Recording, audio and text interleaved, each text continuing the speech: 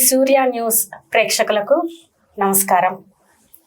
ఈరోజు శ్రీ అవ్వారు శ్రీధర్ బాబు గారిని మన ప్రేక్షకులకు పరిచయం చేస్తున్నాము. శ్రీధర్ బాబు గారు వృత్తిరీత్యా ఉపాధ్యాయులు, ఆయన ప్రముఖ కవి, కథకులు, ఎన్నో పుస్తకాలను ప్రచురించి ఉన్నారు. ఈయన అభ్యుదయ సంఘం రచయితల కార్యదర్శిగా పనిచేస్తున్నారు, పెన్నా రచయితల సంఘం అధ్యక్షులుగా పనిచేస్తున్నారు. వారు ఇప్పుడు ది సూర్య న్యూస్ స్టూడియోకు విచ్చేసి ఉన్నారు. వారి సాహిత్య ప్రయాణం గురించి మరింతగా తెలుసుకుందాం. నమస్తే శ్రీధర్ బాబు గారు. నమస్కారం అండి. ఆహ్వానం మీకు. సూర్య ప్రేక్షకులందరికీ నమస్కారం. నా పేరు అవ్వారు శ్రీధర్ బాబు, ఉపాధ్యాయుడిని.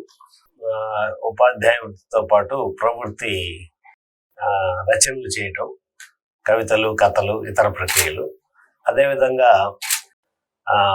ఉపాధ్యాయ వృత్తిలో ఉన్నాను కాబట్టి పిల్లల కోసం కూడా ఒక 3 పుస్తకాలు రాస్తున్నాను. ఆ 3 పుస్తకాలు పిల్లలు అభినయ గేయాలు, కృత్యాలు, ఇలాంటి రకరకాల ప్రక్రియల్లో గేయాలు రాస్తున్నాను.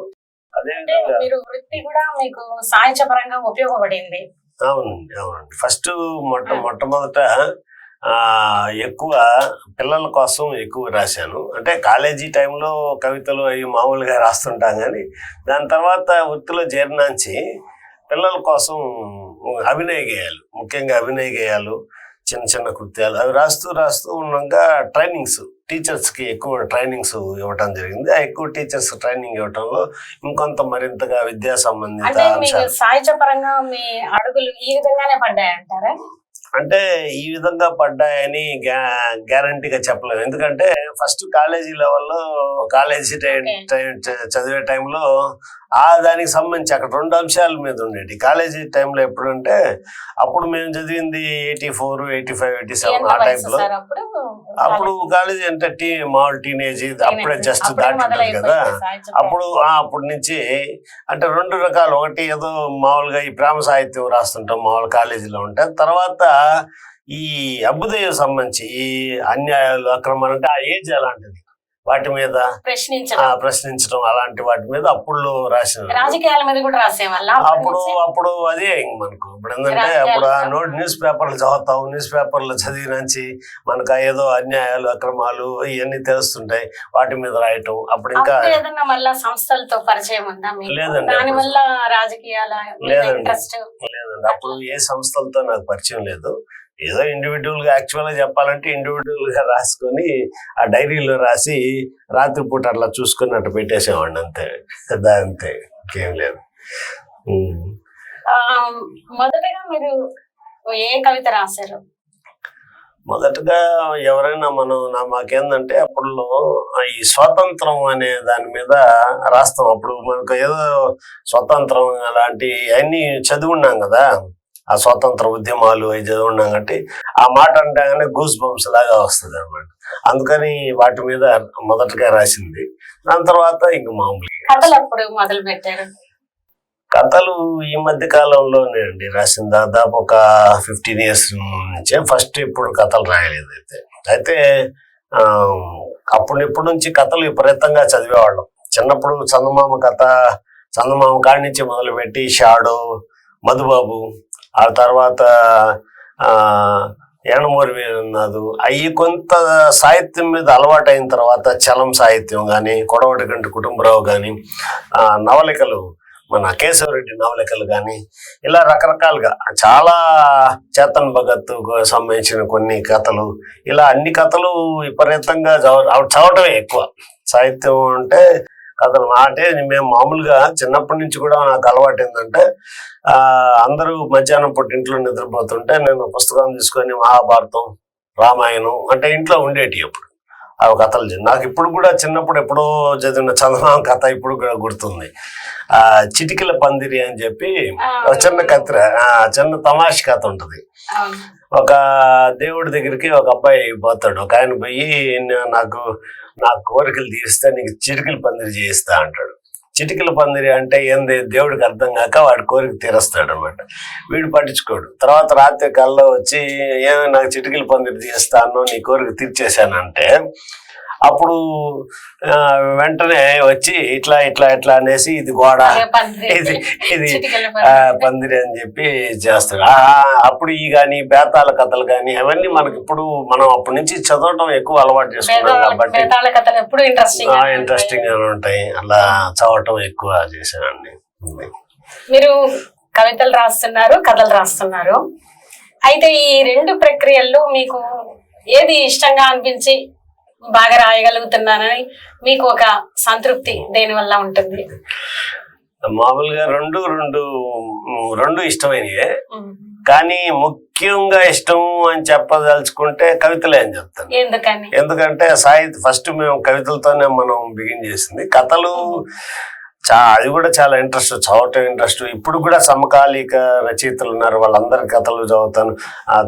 మన తిలక్ నల్లజర్ల రోడ్డు అది ఇప్పుడు కూడా నాకు గుర్తుంటుంది అనమాట, అప్పుడెప్పుడు జరిగింది. అలా చలం సాహిత్యం కానీ అన్నీ గుర్తున్నాయి. కానీ ఈ కవిత్వం అంటే అదొక దాన్ని ఏమంటారు అంటే అదొక ఈజ్, దాని మీద ఆ కవిత్వం రాయటం అనేది అది బాగుంటుంది అనమాట. అది ఇంకా చెప్పాలంటే ఈ కవిత్వంలో ఉండే గాఢత్వం రచనలో చేయలేకపోతున్నాం. అంటే మిగతా చాలా మంది రచయితలు ఉన్నారు, వాళ్ళు చేయొచ్చు. అది నా విషయంలో ఏంటంటే ఆ కవిత్వంలో ఉండే గాఢత్వాన్ని దీంట్లో 10 వాక్యాల్లోనే చెప్పచ్చు. కవిత్వం చదవంగానే కూడా మనకి కొంత గుర్తుండిపోతుంది. కొంత దానికి ఒక శ్రమ కూడా, ఇంకా దానికి కూడా టైం అనేది ఒకటి ఉంది.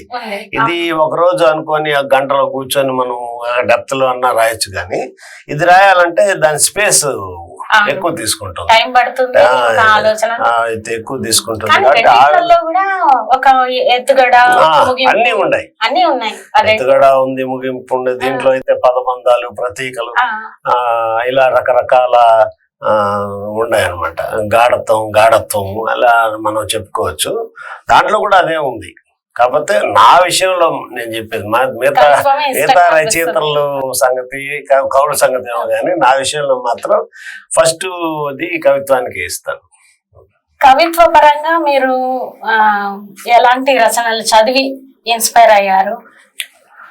కవిత్వ పరంగా అంటే చిన్నప్పటి నుంచి ఇప్పుడు మామూలుగా శ్రీశ్రీ చదవని వాళ్ళ కవి ఎవరున్నాడు? ఆ శ్రీశ్రీలోని ఆ వేగం, ఆ మాటలు, ఆ మాటల ప్రయోగం అవన్నీ బాగా ఇష్టపడతాను. గాఢత, అద్భుతమైన పద భాండాగారం గురించి మనం దాన్ని చెప్పలేము. దాని పదాలు సృష్టించడంలో, కొత్త పదాలు సృష్టించడం, అది కూడా రైమింగ్ తో సృష్టించడం, శబ్దాలంకారం చాలా బాగుంటుంది అది. దాని తర్వాత తిలక్ మంచి దేవరకొండ బాలగంగాధర్ తిలక్ చాలా లోతైన భావాలు. దాంట్లో నాకు ప్రార్థన అంటే ఇష్టం, చాలా బాగా చదువుతాను నేను. చాలా గురించి చెప్పారండి ప్రార్థనలో? అదే దేశం గురించి, ఎలాంటి దేవుడి గురించి కదా ప్రార్థన అంటే దేవుడు అంటే రెండింటిని కలుపుకుంటూ వచ్చాడు. అలాంటి చాలా అయిన తర్వాత ఈ మధ్య కాలంలో శివారెడ్డి గారిది కానీ, తర్వాత ప్రసాదరావు గాని, చాలా మంది ఉన్నారు. కొప్పర్తి గారిది నాకు చాలా బాగా. మా ఇంట్లో ఒక మినీ లైబ్రరీ ఉంది. ఆ మినీ లైబ్రరీ అప్పుడప్పుడు పుస్తకం, అంటే ఈ మధ్య ఇప్పుడు కూడా అంటే కొత్త వాళ్ళవి కూడా, ఇప్పుడు మన శంకర గోపాల్ ఉన్నాడు, లేదా మన సాంబమూర్తి లండా ఉన్నాడు. వీళ్ళందరూ ఇప్పుడు పిల్లలు ఇప్పుడు బాగా రాస్తున్నారు. మల్లారెడ్డి మురళీమోహన్ వీళ్ళందరూ చాలా బాగా రాసేవాళ్ళు. వాళ్ళవి కూడా చదువుతాను అనమాట. పాత వాళ్ళతో పాటు కొత్త వరవడి కూడా మనం చదవటం, మెరుగుపరుచుకోవటం అది తప్పదు. ప్రతి కవి చదవందే మనం ఏమి రాయలేం. చదవటం ముఖ్యం. అసలు ఫస్ట్ ఒక కవిత రాసే ముందు దాదాపు 10 కవితలు చదవాలి. అది మంచి పద్ధతి, కవికుండే మంచి లక్షణం అది నాకు తెలిసి. అలాగే కథల్లో మీకు ఇన్స్పిరేషన్ ఇచ్చిన రచయితలు? అదే ఇందాక చెప్పాను కదండి, కథల్లో చాలా మంది మంచి కథకులు ఉన్నారు. అవి ఇప్పుడు కథలు కూడా ఉన్నాయి, చాలా కథలు. నేను అదే చదవటం ఎక్కువ. సతీష్ చంద్ర వీళ్ళందరూ ఉన్నారు. వీళ్ళందరి కథలు కూడా నేను అన్ని చదువున్నాను. సింహప్రసాద్ అని ఈ రకరకాల, అంటే ఈ మధ్య కాలంలో ఉండేవాళ్ళు. పాత ఇవన్నీ నేను మొన్న ఇందాక చెప్పాను మీకు, చాలా మంచి కథలు ఉన్నాయి. ఆ కథలన్నీ చదువుకుంటూ వాటిలో ఒక ఉండే ప్రత్యేకించి ఎవరైనా ఒక రచయిత మీకు అభిమాన రచయిత ఎవరైనా ఉన్నారా? మన రచయితలు ఉన్నారు, రచయిత లేరు. ఎందుకంటే ఎవరి శైలి వాళ్ళది. ఇప్పుడు కేశవరెడ్డి నవలకలు తీసుకుంటే అదొక గొప్ప అవి. చివరి గుడిసె అని నేను మున్నెమ్మ గాని, తర్వాత అది మూగవాణి పిల్లను అవి. ఆ మూగవాణి పిల్లను చదివి నేను ఆ రాత్రి నిద్రపోలేదు. అంటే అతను ఎట్లా రాశాడు ఇలాంటి కథ అని. ఇలా నిద్రలేని రాత్రులు చాలా ఉన్నాయి. పెద్ద ఇయే కాకుండా సామాజిక ఇవన్నీ చాలా 7 తరాలు అని ఉంది. 7 తరాలు చదివి 7 రోజులు నిద్రపోలేదు నిజంగా. ఎందుకంటే అక్కడ పడ్డ బాధలు, ఆ ఓడలో వాళ్ళని బంధించిన విధానం, ఆ చెక్కల మీద, అన్ని చెక్కల మీదే ఉంటాం. ఇలాంటి అవి వర్ణించలేము మనం. అలాంటి తర్వాత దళారి పశ్చాత్తాపం అని కానీ ఇలా రకరకాలు. ఇప్పుడు మేము నా ఎడ్యుకేషన్ సంబంధించి కూడా నేను చాలా గీజుబాయి సమగ్ర సాహిత్యం, అట్లాగే రైలు బడి, ఇవన్నీ నేను ఏంటంటే ఈ ట్రైనింగ్స్ లో చెప్తూ ఉంటాను పిల్లలు, నా టీచర్స్ ట్రైనింగ్స్ ఇస్తుంటాను. ఇవి చదవాలి. మన పిల్లల భాష ఉపాధ్యాయుడు అని కృష్ణకుమార్ ఉన్నాడు, కృష్ణకుమార్ రాశారు. చాలా నక్షత్ర చంద్రశాల, ఇలాంటి రకరకాల చాలా పుస్తకాలు ఉన్నాయి ఎడ్యుకేషన్ సంబంధించి. ఆ ఎడ్యుకేషన్ సంబంధించి కూడా అనేక పుస్తకాలు నేను చదవటం జరిగింది. అది చదవటం కూడా ఒక మంచి ఇంట్రెస్ట్ నాకు. మీరు కవిత్వంలో మీకు ఎక్సరే అవార్డు 2 సార్లు వచ్చింది అనుకుంటాను. 3 సార్లు వచ్చింది. అయితే ఈ కవితల్లో ఏదైనా మీకు నచ్చిన కవితలోని కొన్ని పంక్తులు, అసలు మీరు కవిత్వంలో ఏ వస్తువును ప్రధానంగా తీసుకుంటారు? ఈ అవార్డు వచ్చిన కవితల్లో మీకు ఏదైనా కొన్ని వాక్యాలు? ఏ వస్తువు తీసుకుంటానంటే, వస్తువు అనేది మన ఆలోచనలతో డిమాండ్ చేసినప్పుడు, అంటే ఎక్కువ తీసుకునే సామాజిక వస్తువే. సామాన్యుడు మీ హీరో. సామాజిక వస్తువే నా మెయిన్ అంశం. దీంట్లో కూడా ఎక్స్రే అవార్డు వచ్చిన 2-3 వచ్చినప్పుడు 3 అవార్డులు వాటిల్లో కూడా 2 సామాజిక అంశాలు. ఒకటి మా ఫాదర్ గురించి రాసింది, దాని మీద వచ్చింది అనమాట. అలా ఉన్నాయి, చాలా రకాలు ఉన్నాయి. ఇట్లా ఫస్ట్ది కూడా నేను దీంట్లో చూసి చెప్తాను మీకు ఏ కథ అనేది. కవిత అది లాటరీ తగలని హృదయాలని. అది ఎవరి గురించి రాశానంటే, మనం రోజు ఉదయాన్నే మీరు చూసుంటారు, ఉదయాన్నే అట్లా మనం బయటకు వెళ్ళామంటే మన నెల్లూరులోనే కొండాయిపాలెం సెంటర్ కానీ, కొత్త హాల్ సెంటర్ కానీ, ఇలా సంతపేట సెంటర్ కానీ, ఇక్కడ ఏంటంటే చాలా మంది ఉదయాన్నే లేచి ఒక సత్తు గిన్నె పట్టుకొని పని కోసం వెయిట్ చేస్తుంటారు. ఒక గుంపులుగా ఉంటారు. ఎప్పుడైతే ఆ గుంపులుగా పని మీద అలా ఉన్నారో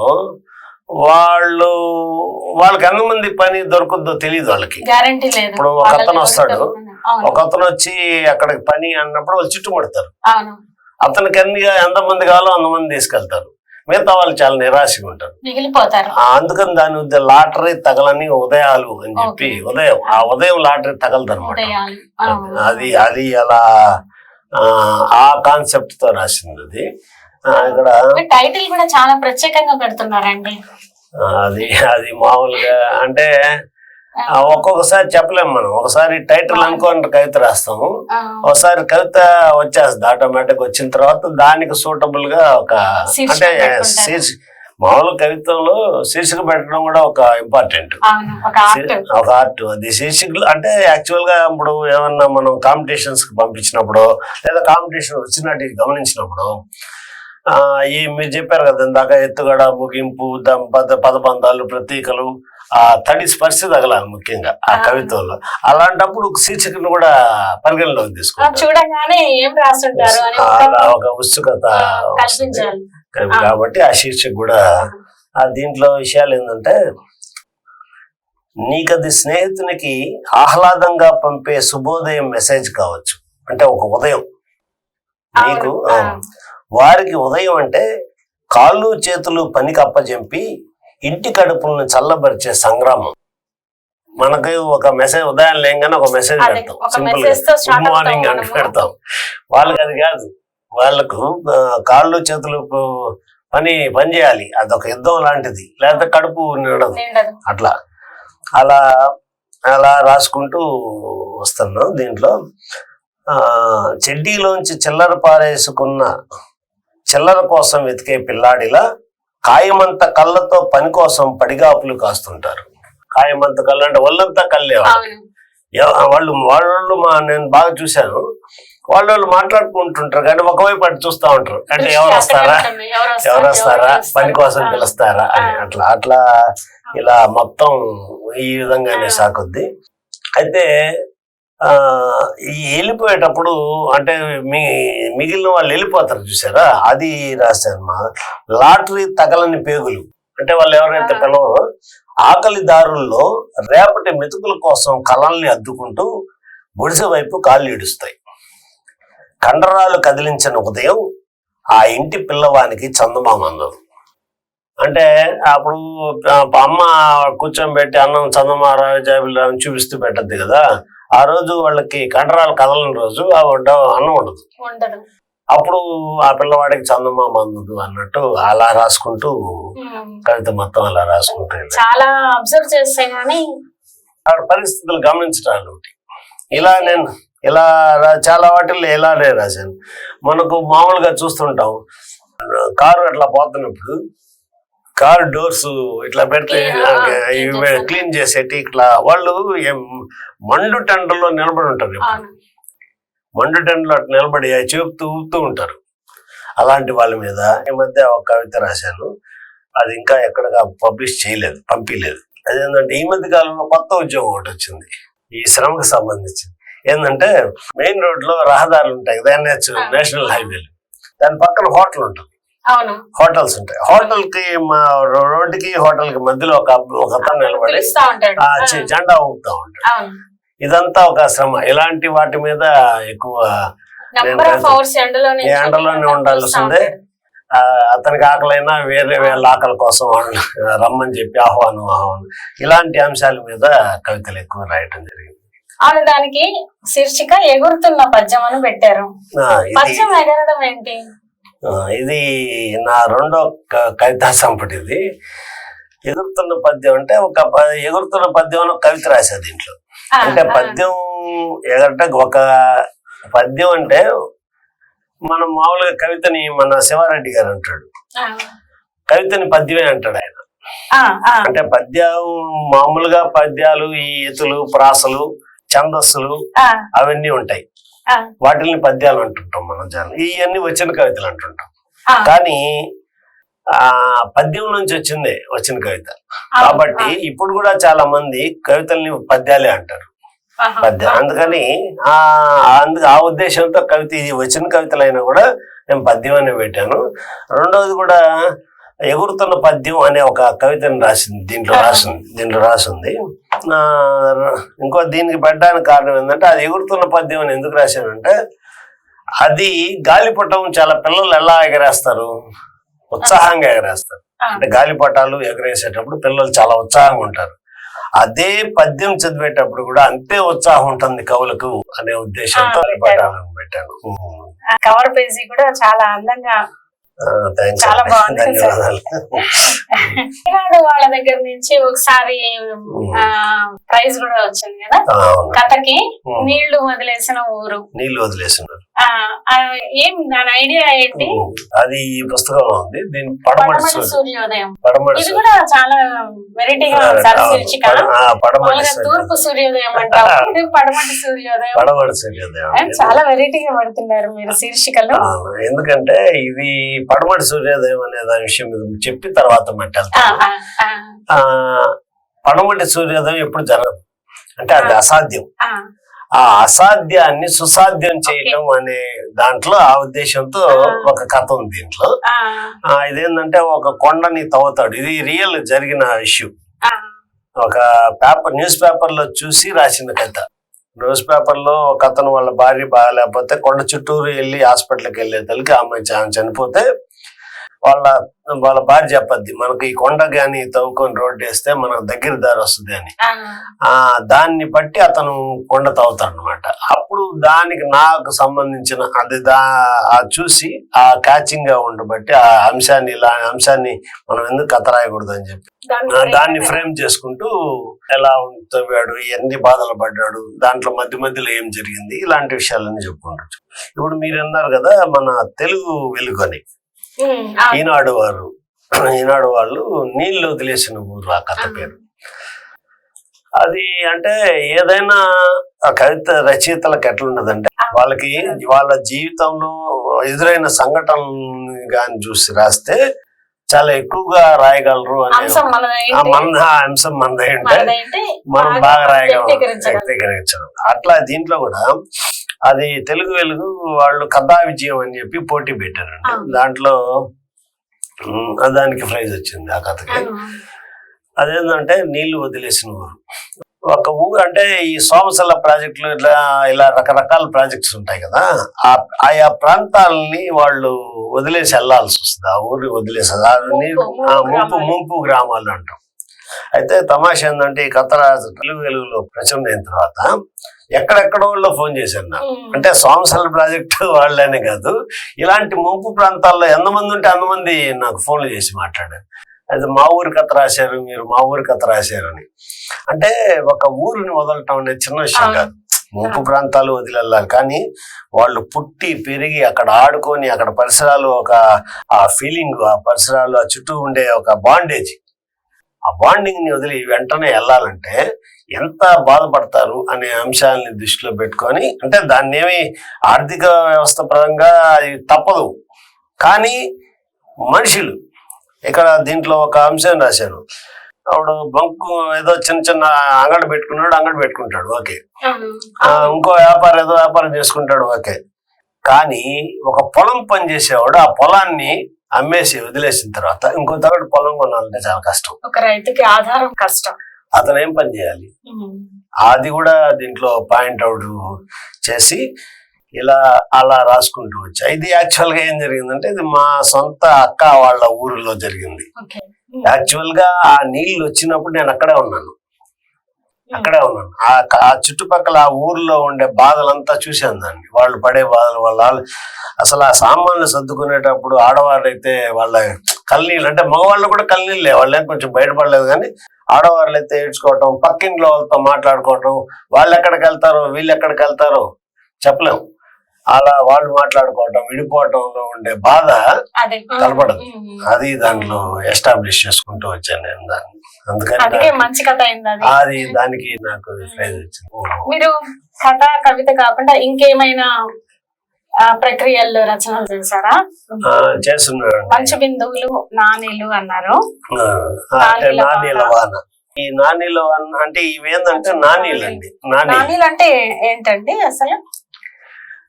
ఆచార్య ఎన్ గోపి గారు దీన్ని సృష్టించారు నాణీలని. నాణీల నాన్న అంటారు. సాహిత్యంలో అనేక ప్రక్రియలు ఉన్నాయండి. హైకులు ఉన్నాయి, రెక్కలు ఉన్నాయి, నాణీలు ఉన్నాయి, నాణోలు ఉన్నాయి, మామీలు ఉన్నాయి, ఇట్లా రకరకాలు ఉన్నాయి, రుబాయిలు ఉన్నాయి. ఇలా అయితే నాకు తెలిసి, మిగతా సగతేమో కానీ నాకు తెలిసి వీటన్నిటి ప్రక్రియల్లో నాణీలకి మంచి స్పందన వచ్చింది. అంటే చాలా చేయటం, చాలా మంది పుస్తకాలు రాయటం, చాలా మంది ఆకర్షితులు అవటం. ఇంకా ఒక విషయం నాణీలు అంటే ఒకటి గుర్తొచ్చింది. నేను మొన్న టెక్స్ట్ బుక్స్ అభ్యాసాలు రాయడానికి SCRT పోయాను. పోయినప్పుడు నాణీల బుక్ ఒకటి, అదే నా బుక్స్ మా వాళ్ళు తీసుకెళ్ళాను. నా కో-రైటర్ ఒకరు ఆ నాణీల బుక్ తీసుకున్నాడు. తీసుకొని ఈ కవితలు ఇవి అంటే అంత అర్థం కావు వాళ్ళకి.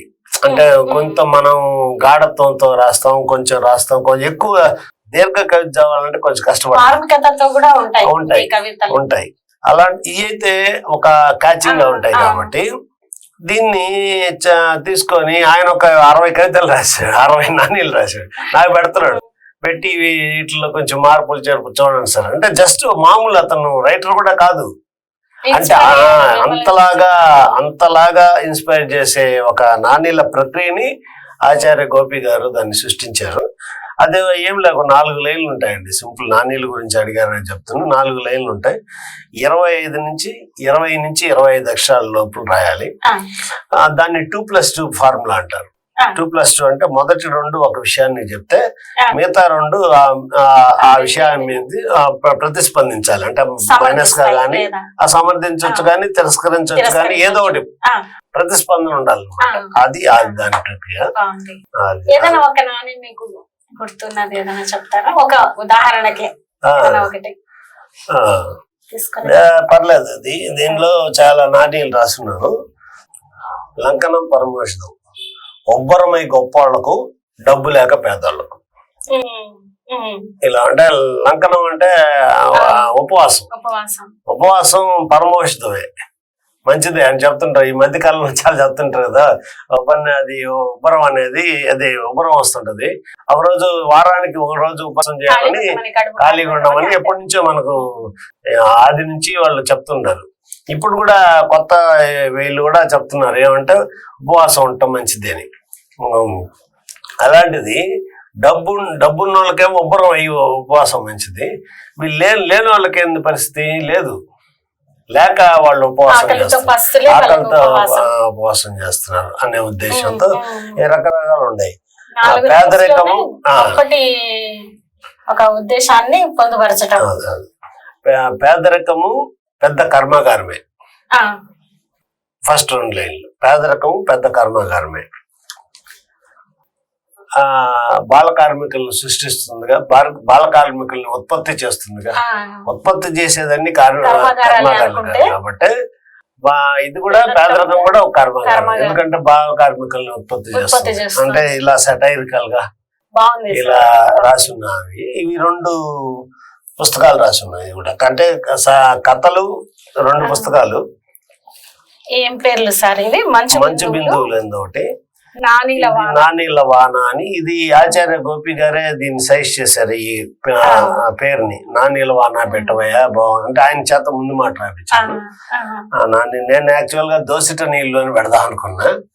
ఆయన నానీల వాన అని పెట్టమన్నాడు కాబట్టి ఇంకా ఆయన పేరు పెట్టాను. ఇంకా ఎగురుతున్న పద్యం గురించి మనం చెప్పుకున్నాము, పడమటి సూర్యోదయం చెప్పుకున్నాము. మిగతా జీవన చిత్రాలు మొదటి పుస్తకం. ఇది మొదటి కథ. ఇది మొదటి కథా సంపుటి. ఇంకా ఏం రాశారు సార్? ఇది పూల్తి వాచ్ అనేది మొదటి కవితా సంపుటి. కవితా సంపుటి మొదటిది. ఇట్లాగే ఇవి పిల్లల పుస్తకాలు ఉన్నాయి. ఇవి చిన్న పిల్లల పుస్తకాలు. దీంట్లో ఏంటంటే అభినయ గేయాలు ఉంటాయి పిల్లలకి. యాక్చువల్ గా ఫస్ట్ కాలేజీల టైంలో రాశాం కానీ దాని తర్వాత పిల్లల నుంచి నేను సాహిత్యంలోకి వచ్చానేమో అనిపిస్తుంది. దాని తర్వాత ఇంకో కారణం కూడా ఉంది. ఎప్పుడైతే నేను పెన్నా రచయిత సంఘంలో జాయిన్ అయ్యానో అప్పుడు ఫస్ట్ ఉపాధ్యక్షుడిగా ఉన్నాను అనమాట. మన మోపూరు గారు, మోపూరు పెంచల నరసింహం, తర్వాత అప్పుడు గుండాల నరేంద్ర బాబు గారు ఉన్నారు. చాలా మంది మిత్రులు ఉన్నారు. అప్పుడు వాళ్ళందరూ సాన్నిహిత్యంతో ఇంకా పెరిగింది. అదొక కారణం. రెండోది పిల్లలకి కారణం. ఈ పిల్లలతో రాస్తూ యాక్చువల్ గా చిన్న అభినయ గేయాలు ఉంటాయి. ఆ చిన్న అభినయ గేయాలు రాసి వాళ్ళ ముందు ప్రదర్శిస్తే వాళ్ళు అసలు ఉత్సాహంగా దాని మీద డాన్స్ వేస్తారు, మనకు దగ్గర అయిపోతారు. ఇంటికి వెళ్తూ పాడుకుంటూ వెళ్తారు. మనం ఒక అభినయ గేయాన్ని పాడించామంటే ఇంటికి వెళ్తూ అది మన విజయం. అలాంట్లోంచి చిన్న వాటిల్లోంచి ఇంకా ఎక్కువ సాహిత్యం. అయితే ముఖ్యంగా చెప్పాలంటే సాహిత్యంలో డెప్త్ కు నాకు రావడానికి కారణం నేను పుస్తకాలు చదవటం ఒకటి, పెన్నా రచయిత సంఘంలో ముఖ్య బాధ్యతగా వహించడం అనేది. ఆ 2 కారణాలు నన్ను ఈ విధంగా మీ ముందు కూర్చోవడానికి. ఇప్పుడు మీరైతే పెన్నా రచయితల సంఘం అధ్యక్షులుగా ఉన్నారు. ఎప్పటి నుంచో కూడా ఒక ముఖ్య భూమికలు నిర్వహిస్తూనే ఉన్నారు. ఏమేమి కార్యక్రమాలు చేస్తారండి పెన్నా రచయితల సంఘం? నాకు పెన్నా రచయితల సంఘం అంటే నాకు ఫ్యామిలీ లాంటిది అనమాట. నేను అలా బాండింగ్ అయిపోయాను పెన్నా రచయితల సంఘం. ఎన్ని సంవత్సరాల నుంచి పనిచేస్తున్నారు? 2009 నుంచి ఎప్పుడైతే మేము స్టార్ట్ చేసామో అప్పటి నుంచి వచ్చాం. అప్పుడు కొంతమంది మిత్రులతో కలిసి నేను కూడా కూర్చొని, ఉన్నాను మీరు కూడా ఉన్నారు అప్పుడు, మీరు గారు, శంషుద్దీన్ గారు అందరం ఉన్నాం. అందరం కూర్చొని దాన్ని మాట్లాడుకొని పెట్టాం. పెట్టిన తర్వాత అప్పటి నుంచి కూడా మంచి కార్యక్రమాలను చేస్తున్నాం. ఇప్పటికి దాదాపు 17 మందికి సాహిత్య పురస్కారాలు ఇచ్చాం. పెన్నా సాహిత్యం అంటే పెన్నా వార్షికోత్సవం రోజు పెన్నా సాహిత్య పురస్కారాలు అందజేస్తాం. 17 మందికి ఇచ్చినాం. అయితే 17 మంది కూడా దాదాపు అందరూ మంచి లబ్ధ ప్రతిష్టలు కవిత్వంలో. వాళ్ళందరూ భవిష్యత్తులో ఇంకా మంచి అవార్డులు సంపాదించారు.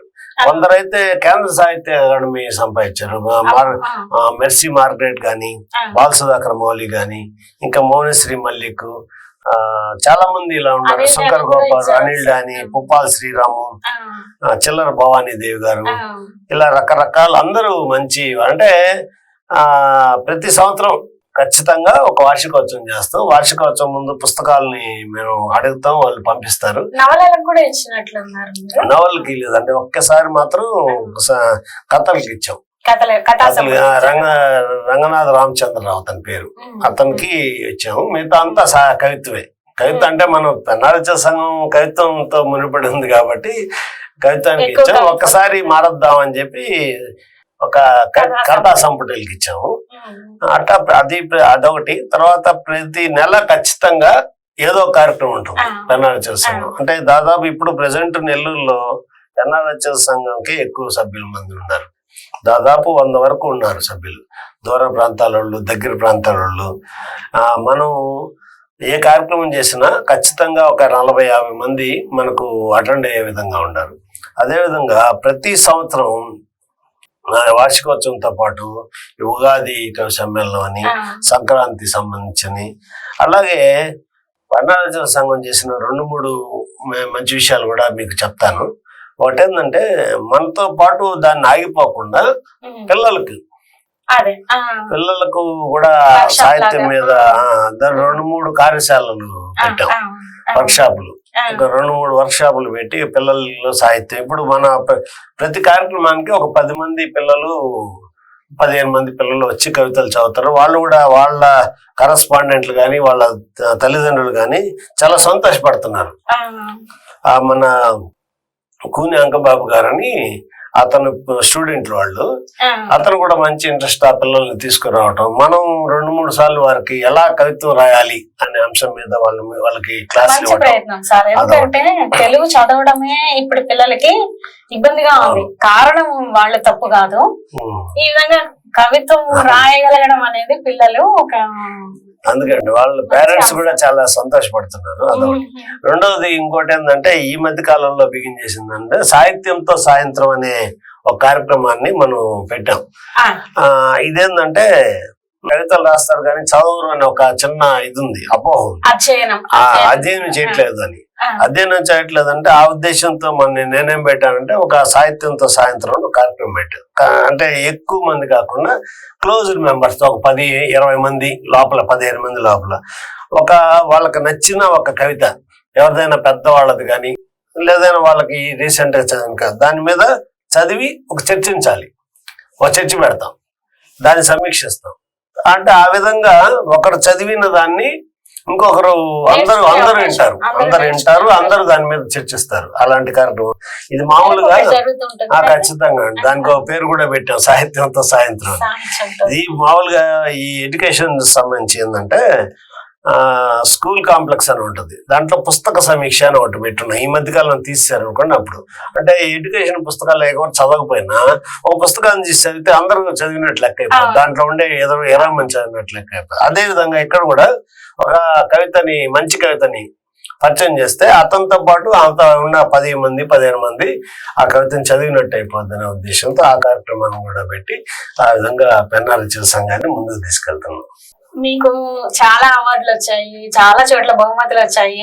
అన్ని చెప్పుకోవాలంటే ఇంకొక కార్యక్రమం చేయాల్సిందే మనము. అలా కాకుండా కొన్ని ముఖ్యమైనవి ఏమన్నా చెప్పండి. ముఖ్యమైనటి అంటే మామూలుగా ప్రతి కవికి ఒక కోరిక ఉండేది అప్పట్లో, ఎక్స్రే అవార్డు రావాలి అని. తర్వాత రంజనీ కుందుర్తి అవార్డు రావాలి అని. ఎక్స్రే అవార్డు చాలా శ్రమించాం. దాన్ని కూడా మేము ఫస్ట్ లో అది రావాలని అనుకునేవాళ్ళం. అది 2021 అనుకుంటా, అప్పుడు నాకు మొట్టమొదటికి వచ్చింది. తర్వాత 22 వచ్చింది. ఆ, తర్వాత 23 ఒకటి మిస్ అయింది, లేకపోతే హ్యాట్రిక్ వచ్చేది. 23 మిస్ అయ్యి 24 వచ్చింది. గ్రేట్. 3 సార్లు వచ్చింది. తర్వాత అంటే ఎక్స్రే నిర్వహించే కొల్లూరు గారు చనిపోయారు, దాంతో లాపేశారు. ఓకే. లేదంటే ఇంక మనం కొన్నిసార్లు ఏమన్నా తీసుకునే అవకాశం దక్కేదేమో. అట్లా రంజని కుందుర్తి కూడా. రంజని కుందుర్తి ఒకసారి మెయిన్ వచ్చింది, రెండోది వాళ్ళు ఒకరు మర్రి చెట్టు అనే అంశం మీద పెట్టారు, అది కూడా దాని మీద కూడా రంజని అది రెండోసారి వచ్చింది. ఈ మధ్య కాలంలో ఫ్రేమర్స్ ఫ్రంట్ అని, అంటే కుందుర్తి గురించి మీకు తెలుసు, వచ్చిన కవిత పితామహుడు ఆయన. కుందుర్తి అవార్డు అని ఇస్తుంటారు అనమాట కవితకి. అది ఫ్రేమర్స్ ఫ్రంట్ అనే ఒక సమూహం ఉంది, వాట్సాప్ సమూహం. దాంట్లో కవితలు పంపిస్తే ఆ కవిత మంచి కవితకి ఫ్రేమర్స్ ఫ్రంట్ అవార్డు అని చెప్పి కుందుర్తి అవార్డు అని ఇచ్చేస్తారు అనమాట. అది నాకు ఈ జనవరి 1 వచ్చింది. డిసెంబర్ కవితలు పంపిస్తే జనవరి 1 రోజు కుందుర్తి అవార్డు వచ్చింది. గుడ్ బిగినింగ్ అది. అట్లా అదేవిధంగా సాహిత్య ప్రస్థానంలో మంచి పెద్ద పెద్ద కవులు ఉన్నారు. మొన్న మనం యుద్ధానికి సంబంధించిన ఒక కవిత పంపిస్తే డాక్టర్ ఎద్దుల సిద్ధారెడ్డి కవితా పురస్కారం అని చెప్పి ఇచ్చారు. అది చిన్న విషయం కాదు, ఎందుకంటే ఆ సాహిత్య ప్రస్థానంలో అంత లబ్ధ ప్రతిష్ఠులైన కవులు కవితలు రాస్తారు. ఆ దాంట్లో నాకు రావడం అనేది చాలా కొంచెం సంతోషపడాల్సిన విషయంగా భావిస్తున్నాను నేను. ఈనాడు ప్రైజ్ ఒకటి వచ్చింది. చాలా ఉన్నాయండి. మాక్సిమం నాకు అంటే కవితల పోటీలు గాని కథల పోటీలు పంపిస్తే విశాలాక్షి నుంచి గాని చాలా చోట్ల చాలా చోట్ల హాస్య కథలకు వచ్చినాయి. కవితలకైతే ఎక్కువ నాకు ప్రతి పంపే చాలా వాటిలో. ఇందాక పొత్తూరు సుబ్బారావు గారు కూడా ఫోన్ చేశారు ఇందాక, ఆయన కూడా ఒక కవితల పోటీలో ఒక బహుమతి వచ్చినట్టు చెప్పాడు. అట్లా అలా బహుమతులు వస్తుంటాయి అన్నమాట. మంచిదండి, మంచి విషయాలను చర్చించుకున్నాం సార్. ఈరోజు మీరు మా స్టూడియోకి రావడం చాలా ఆనందకరమైన విషయం. ధన్యవాదాలండి. సూర్య ప్రేక్షకులందరికీ మరోసారి ధన్యవాదాలు. ధన్యవాదాలు.